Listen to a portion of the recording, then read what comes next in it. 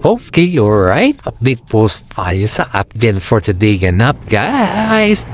Eto na naman tayo, guys, sa mga update natin tungkol sa update. Hey, guys! Ito na naman tayo, guys, ha. Ayon dito sa ating legit na sources ay may binubuo na naman na movie sila, ha. Alden Richard at saka si Catherine Bernardo, guys. Alam naman din natin na napakahusay nila sa lahat. Kaya tayo po ay nag-aabang-abang na naman. Kaya pala yung sinasabi nila na panay ng umiba na yung ugali ni Catherine. Dahil pala dun sa kanilang gaganapin na movie. Kumbaga ay iba na yung character ni Catherine dun. Pero kumbaga napapractice lang siya. Pero huwag naman po natin sana i-bash kung ano man yung nakita natin na kakaiba kay Catherine.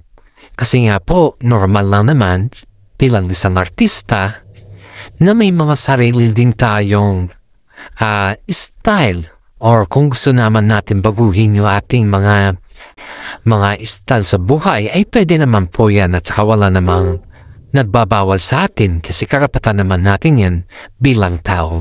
Pero sana naman, guys, ay isipin din natin na si Catherine po ay kagaya natin na tao. Hindi po naman porke artista ka at kung ano yung gusto ng mga fans na yung bang iyon na yung gusto lang nila sa kanya ay hindi na magbabago yun. Kasi guys, ito lang yung advice natin na ayon din dito, ha. Sinusunod din naman ni Catherine yung gusto ng kanyang mga fans. Pero may mga time din na gusto din niya mag-out sa kanyang mismong sarili. Dahil po ang pag-out kasi ay nakakabigay sa kanya ng malayang pananaw. Ibig sabihin po yan, guys, ay hindi naman natin pwedeng balutin si Catherine kung ano yung gusto natin.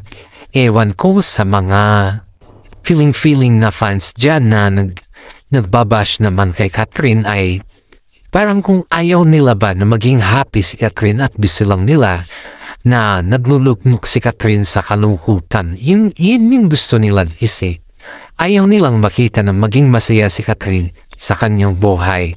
At kinukumpara naman po si Catherine kay Andrea dun sa ABS-CBN Ball na may kaugnayan na naman daw si Catherine sa kaguluhan dun. Of course, guys, kung ikaw yung tatanungin, kailangan pa ba nga na magselos si Daniel Padilla kay Kyle Echari? Na yung si Kyle Echari naman, guys, is barkada naman yun ni Andrea Brillantes. Ang kinukunik kasi dito, guys, is nagselos daw si Daniel Padilla dahil sobrang hawak daw ni Kyle Echari kay Catherine. Pero ang tunayan naman dito, guys, is dati na palang nagsiselos si Daniel Padilla kasi barkada po ni Kyle Echari si Andrea na kung sana ay nauugnay din yun sa hiwalayan nila ni Catherine Bernardo. Kasi ayon din dito sa ating legit na sources ay dun sa kondo ni Daniel Padilla ay namamalagi pala si Andrea dun.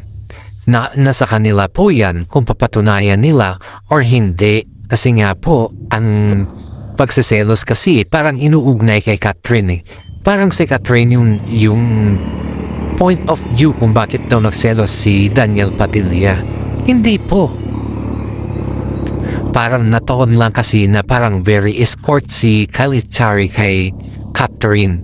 At alam naman din natin na si Kyle Echari po ay very friendly siyang tao. Kahit naman siguro, guys, na basagulero siya sa paningin ng mga ibaba, yung alam mo na kung ano yung mga ugali din ni Kyle Echari kasi mga kabataan kasi hindi mo din makokontrol yan paminsan-minsan eh.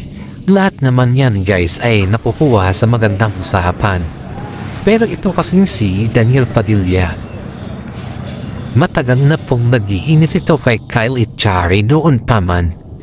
Kasi alam natin lahat na si Kyle Echari ay pinakamatalik na kaibigan ni Andrea at si Kyle naman din po ay may pagtingin din kay Andrea.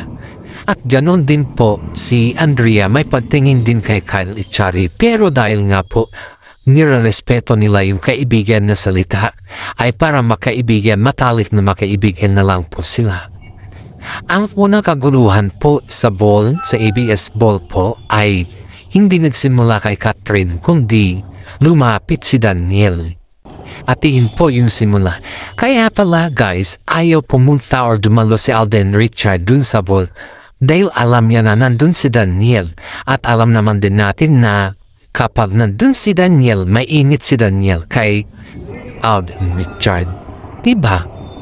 Kaya nga lahat ng mga kwan po ay napaka respetado, matikuloso at kumbaga guys is alam ni Alden Richard, napaka-matured ni Alden Richard mag-isip. Dahil hindi niya hinayaan yung sarili niya na maging sentro ng kaguluhan dahil alam naman din natin na si Daniel po ay naghahamon yan kay Alden dahil hindi na kasi pinapansin ni Catherine Bernardo si Daniel Padilla.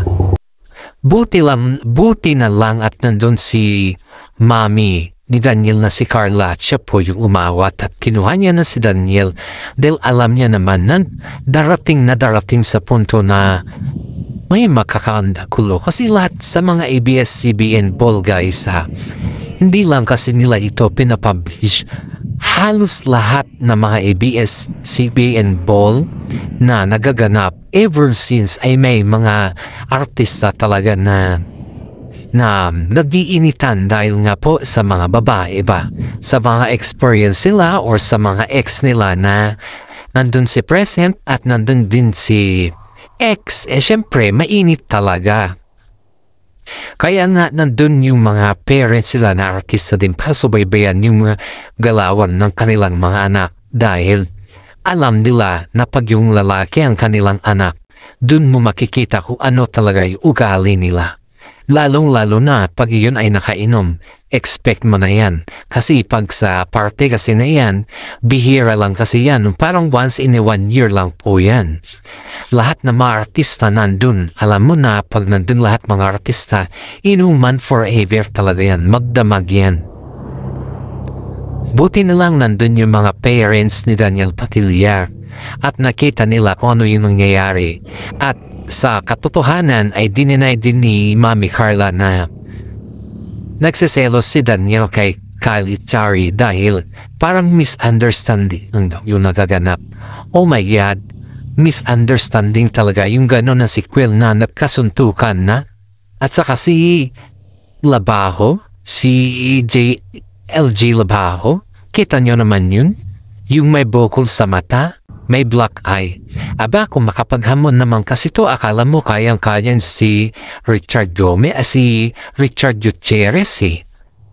Si Richard Gutierrez may kwan na yun, may napatunayan na yun sa showbiz. Samantala itong bata na to, akala mo makapaghamon, akala mo siya na. Akala mo, porke nakainom ng alak, siga-siga na. Aba, dun siya nagkamali. Sa totoo lang, maraming proud kay Richard Gutierrez sa ginawa niya na pagtanggol kay Daniel Padilla. Kahit alam niya naman nung nangyayari, siyempre kaibigan niya yun kailangan niya ipagtanggol. Kasi bihira lang po yung kaibigan, ipagtanggol mo yung mismo kaibigan mo sa harap ng gulo.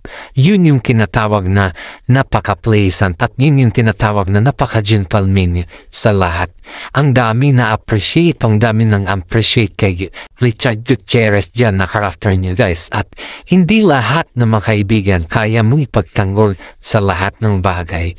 Pero itong si Richard Gutierrez, wow, ang sarap sa pakiramdam guys na pinagtanggol niya talaga. Yan yung sinasabi natin na tunay na kaibigan. Yung kaya ka ni ipagtanggol sa oras ng gulo. Diba? Kaya proud na proud yung mga netizen kay Richard Gutierrez dahil sa kanyang katangian na pinakita dun sa ball at kitang-kita naman natin yung kahansaman ni Richard dun. Balik po tayo kay Catherine guys.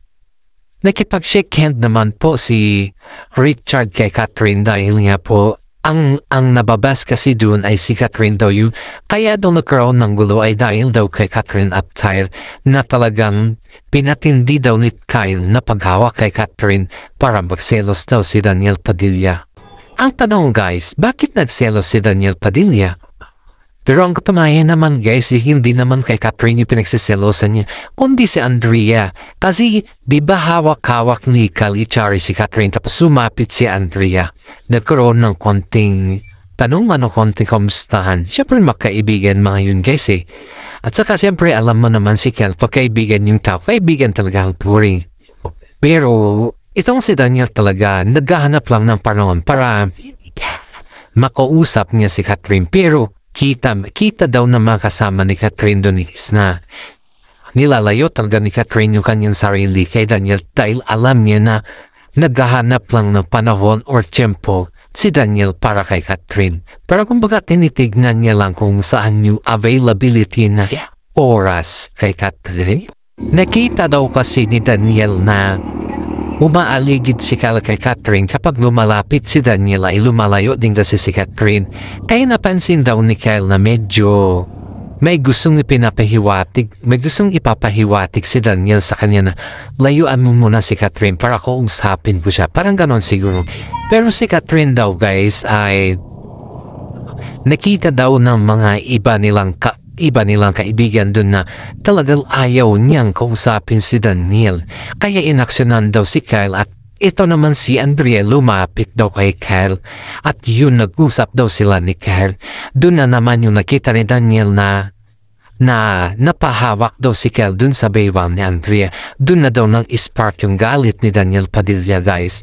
Kaya kung tutuusin natin ay hindi siya nagsiselos kay Catherine kundi kay Andrea yung reason. Kaya ang daming nagsasabi na parang pinapalabas ng nila na si Daniel Padilla nagsiselos kay Kyle dahil kay Catherine dahil hindi niya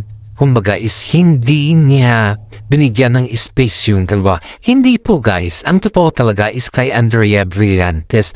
Kaya nga po si Andrea that time nung nakita daw ni Daniel na sobrang yung hawak ni Kyle kay Andrea ay medyo lumayo daw si Andrea kasi inaksyonan daw niya.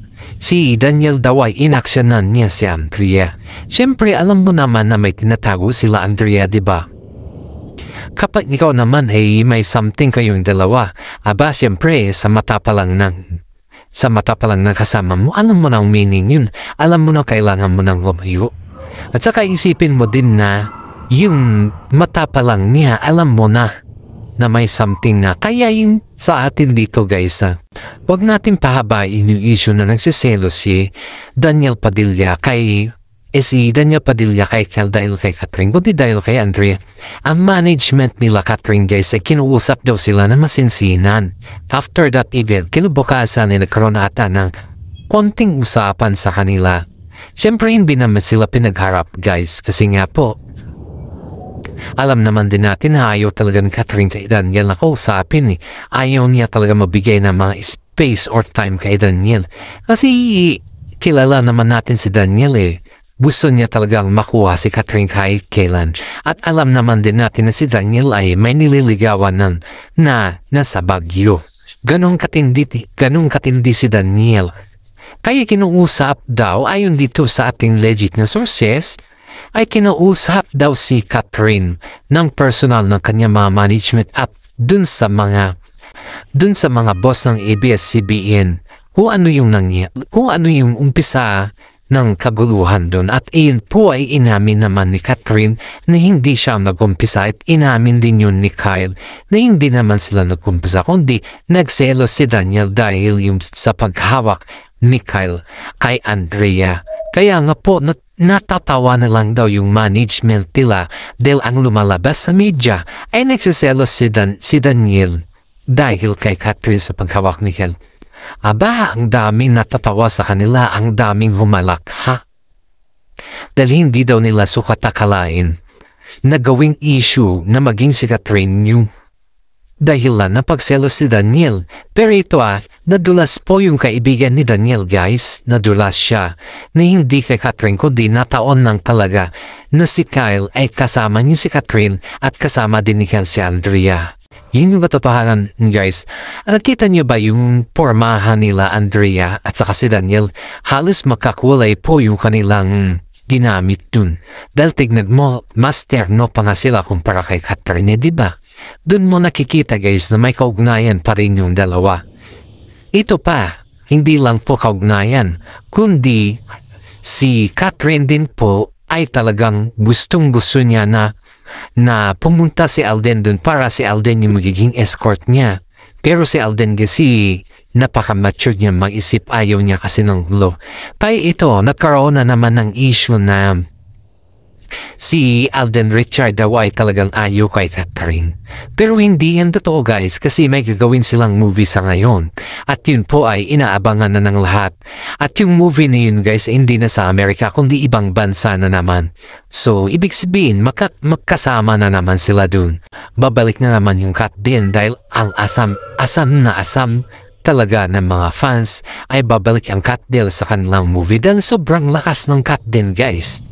Pero itong si Alden kasi guys, hindi niya pinapatulang kung anong klaseng pambaba sa kanya patungkol kay Daniel Padilla. Kasi pag iyan ay pinapatulan mo talaga, iyan ay lalawak at dumadami ang issue.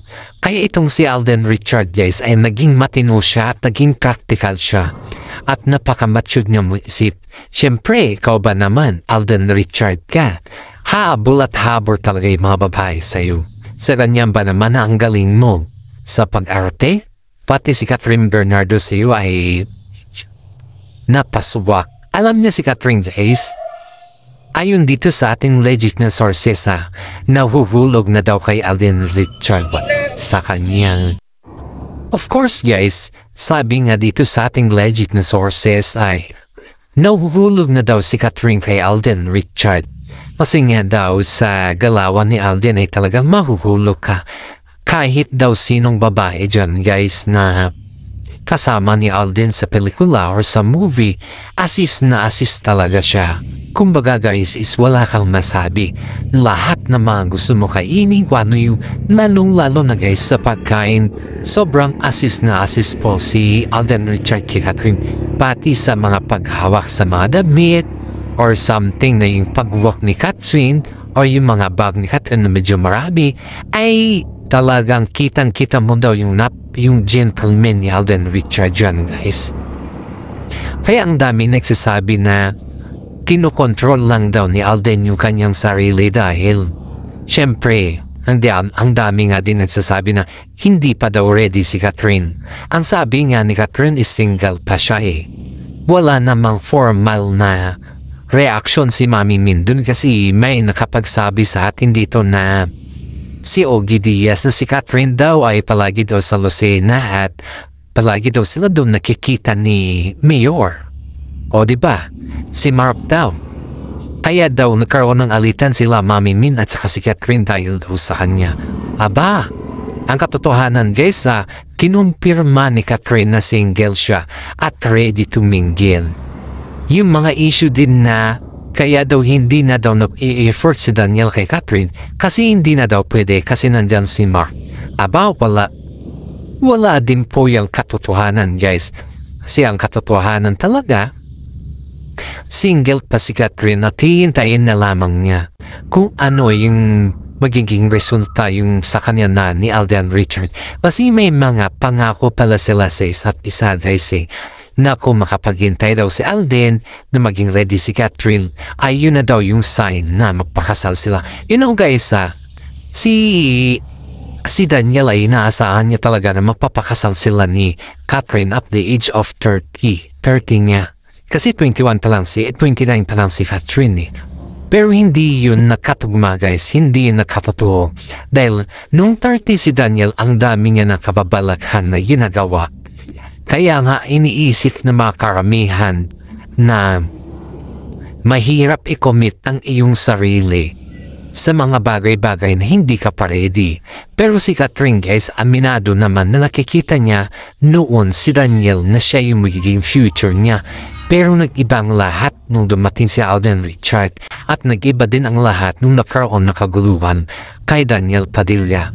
Gumawa kasi siya ng rason kung bakit naging ganon na si Catherine na yun. Kaya hindi naman po natin masasabi na kasalanan ni Catherine ang lahat at kasalanan ni Alden Richard ang lahat dahil si Alden Richard naman po dumating sa buhay ni Catherine nawala na sila ni Daniel Padilla. Ang ganda nga ng blending guys Dumating si Alden Richards sa buhay ni Catherine na wala ng kusot, diba?